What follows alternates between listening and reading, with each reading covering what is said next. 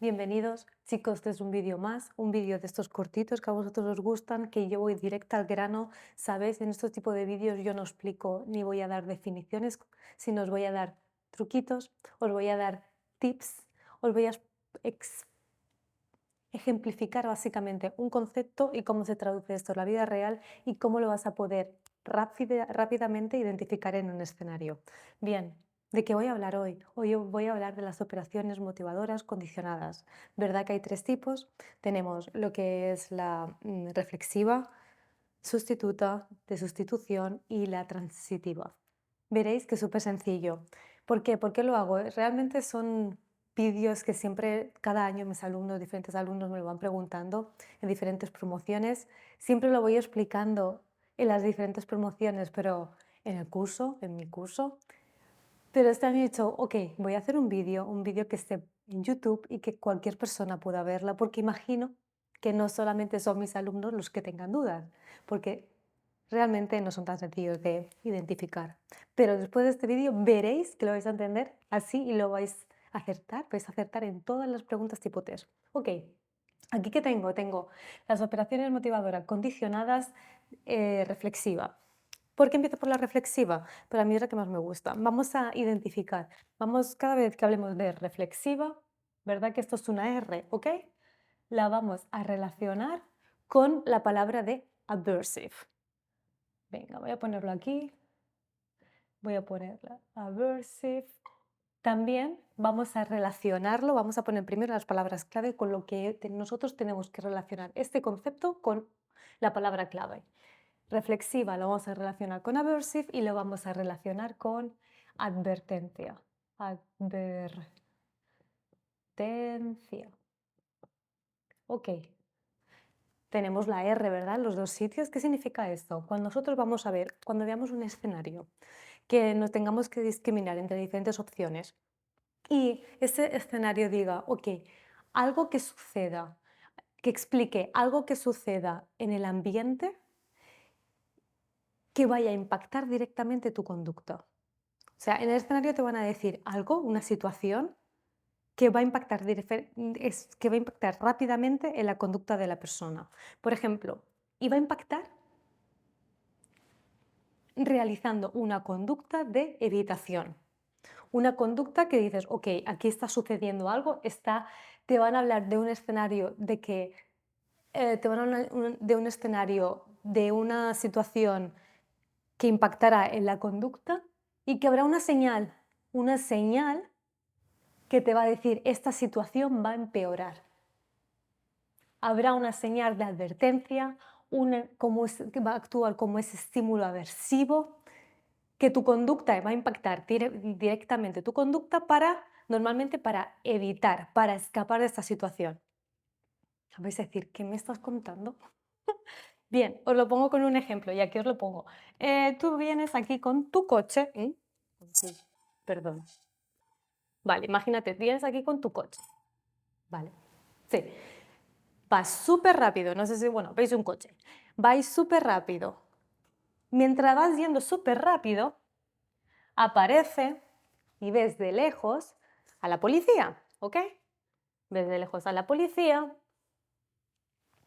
y ¿qué haces? Tú vas a empezar a frenar porque tú quieres evitar a toda costa una multa o cualquier otra cosa. Quieres evitar a toda costa hablar con ese policía. Entonces, ¿qué tenemos? Tenemos una señal de advertencia, aparece en esa situación de Pepito va conduciendo por la carretera y de lejos ve a una policía. ¿Ok?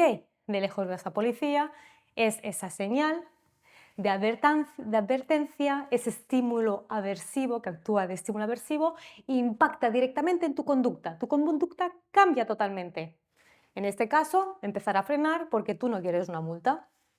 La presencia de la policía lo que hace es aumentar el valor de reducir la velocidad.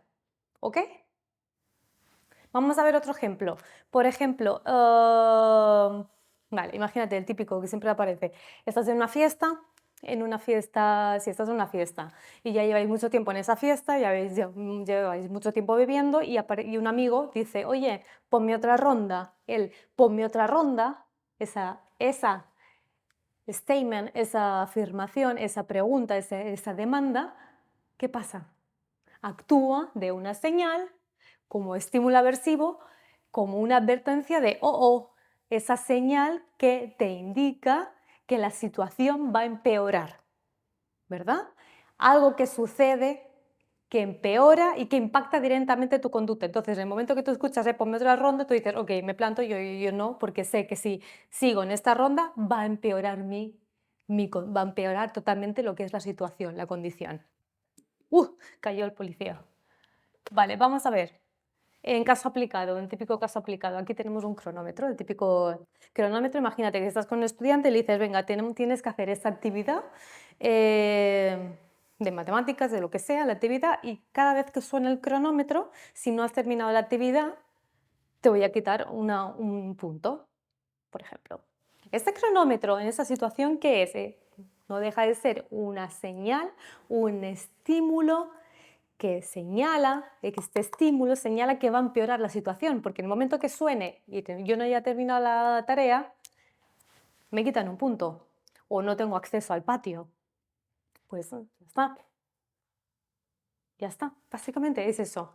Cuando estoy leyendo un escenario, lo siento por el juguete que sonaba y encima se ha caído el policía. Bueno, no pasa nada. Nadie se ha entendido.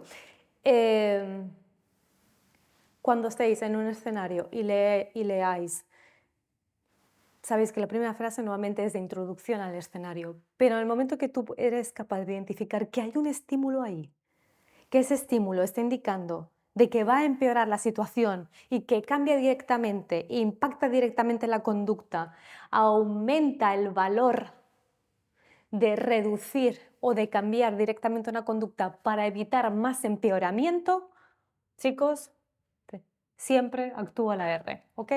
La operación motivadora condicionada reflexiva. Motivadora, ¿vale? No motivacional, que también lo he escuchado por ahí, la traducción. Venga, paso y salto a la siguiente. Normalmente esta es la más complicada, que cuesta de entender, por eso me he explayado un poquito más y he puesto más ejemplos.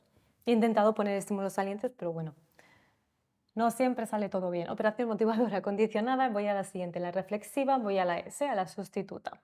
La S, la sustituta, lo vamos a...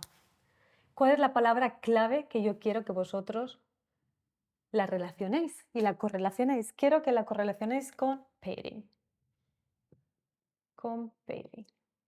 Simplemente pairing es cuando un estímulo neutro se empareja directamente con una operación motivadora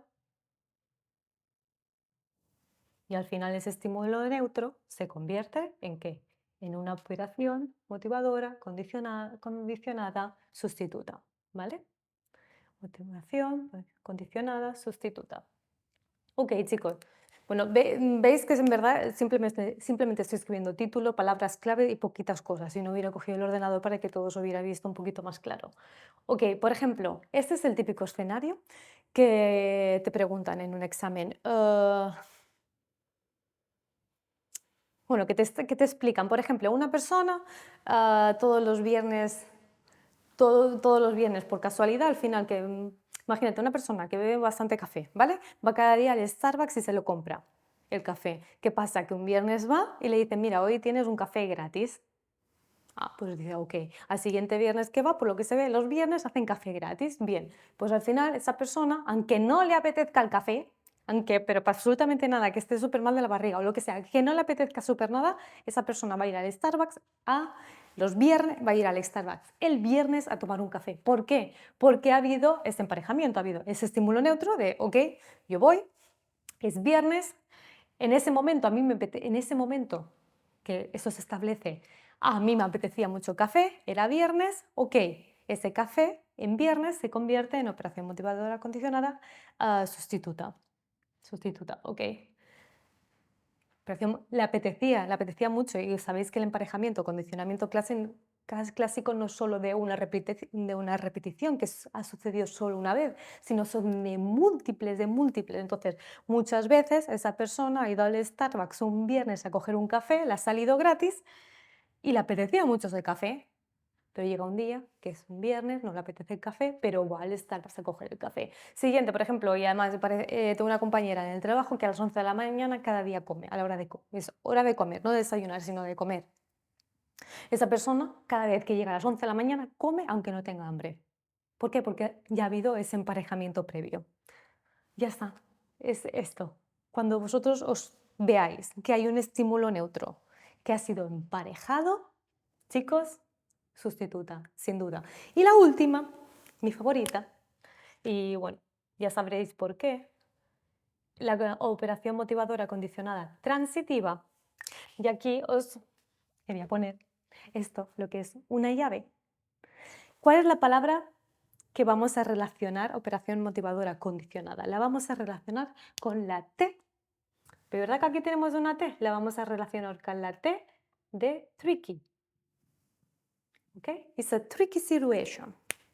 Cuando tú te encuentras en una tricky situation y necesitas, normalmente aquí yo la relacionaría con tricky and tool. ¿Ok?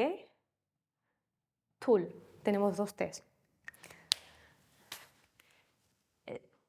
You are in a tricky situation, por ejemplo, tú estás en una situación tricky, complicada porque necesitas el acceso de esta tool, de esta herramienta. Y aquí que pongo una llave.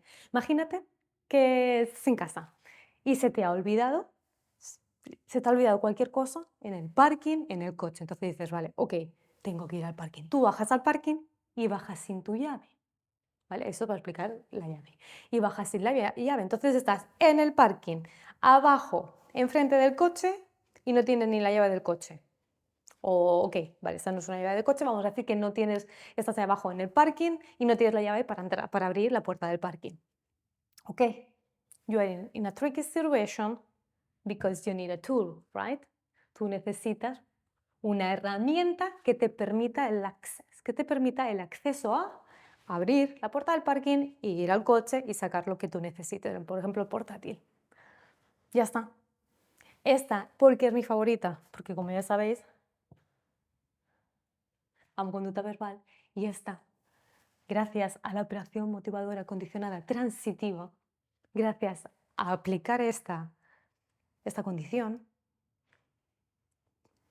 eres capaz de contrive, eres capaz de capturar, eres capaz de crear operaciones motivadoras para que el estudiante hable. Por ejemplo, un ejemplo muy claro, tú estás en la mesa con el estudiante, tú sabes que estás en una actividad de manualidad con el estudiante donde hay que recortar. Pues esas tijeras tú no las dejas encima de la mesa ni las dejas cerca, sino que a lo mejor las dejas un poco lejos o simplemente las escondes un poquito para que tu estudiante no la vea. Entonces, ¿qué haces? En ese momento tú le dices, venga, va, ahora, muy bien que lo has coloreado, ahora es momento de recortar. Venga, va, recorta. Entonces, en ese momento el estudiante a lo mejor empieza a buscar, no ve las tijeras, y ahí es cuando puede hacer un mando, una demanda de ¿dónde están las tijeras?